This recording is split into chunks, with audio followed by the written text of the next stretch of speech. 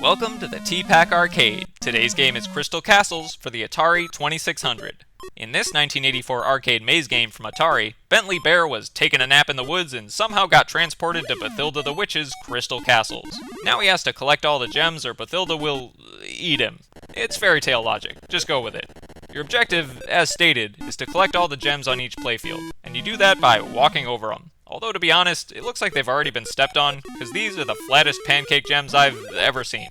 But what makes things difficult here is the isometric perspective, which is about as disorienting as, well, waking up from a nap in the woods and ending up in a witch's castle. See, unlike in a simple orthographic view, it's really hard to judge how things line up, which means walking past gems you thought you crossed over, and running into enemies you thought you avoided. And speaking of enemies, they're your biggest threat. First up is the crystal balls, which look like rolling white smiley faces without the smile, because they want to kill you and feed you to Bathilda. They follow wherever you go, but at least you can barricade them on the other side of a wall. Same goes for the walking trees, but they're a lot more aggressive. I agree with the game manual, which calls them nasty trees. Not nasty like gross, but nasty like I thought trees were the most harmless part of nature, but for some reason, this one is out for blood. Your only defense here is Bentley Bear's jump. If you hop directly over a tree, it gets stunned for a second while you run away. The jumping mechanic takes some getting used to though, because even though you're invulnerable in the air, you need to preemptively aim your landing so you don't end up on top of some other enemy. Also, don't jump against a wall. That's the easiest way to fall into an enemy by accident, plus you look like an idiot.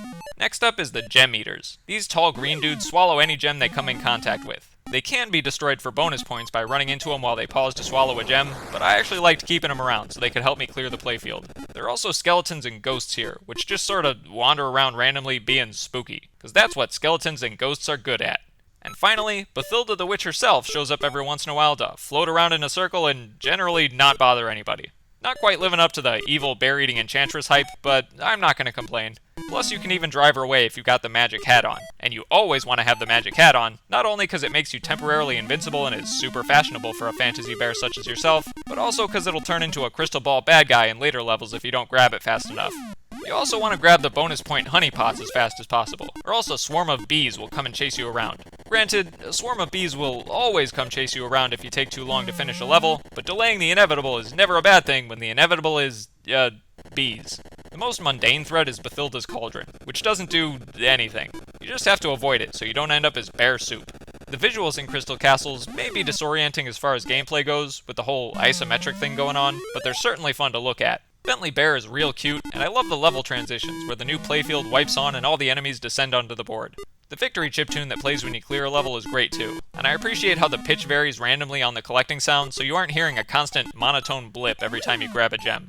Beep boop, boop boop beep boop. Love it. The most novel aspect of Crystal Castles is the elevators. You can go up and down towers and platforms by waiting for the bar to appear on various ladders, but your timing has to be perfect to ride. And unfortunately, just like real life, you always have to wait for an elevator and hope a tree doesn't come around the corner and kill you before it arrives. Wait, sorry, that last part is not just like real life, but you get the idea.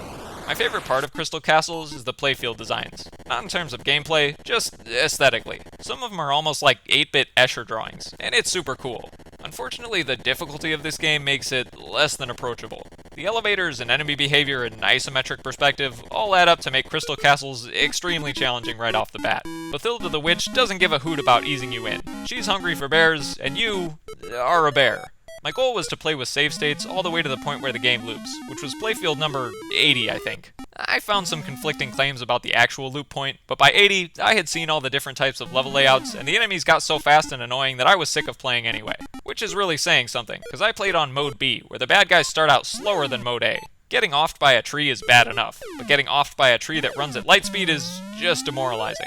Plus, certain stage layouts basically require a lot of luck to clear, especially if a ghost is chilling at the top of a tower guarding a single gem. Whether or not he gets you when you ride the elevator is completely random and completely unfair.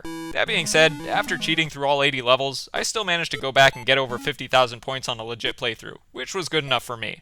Overall, I've had my fill of Crystal Castles, and I'm more than ready to get back to my nap in the woods. But the game did leave enough of a positive impression on me that I'd love to try the arcade original someday, especially if I come across a cabinet with the built-in trackball controller. That definitely seems fun enough to risk getting eaten by a witch, and maybe even getting offed by a bloodthirsty tree while I wait for the elevator.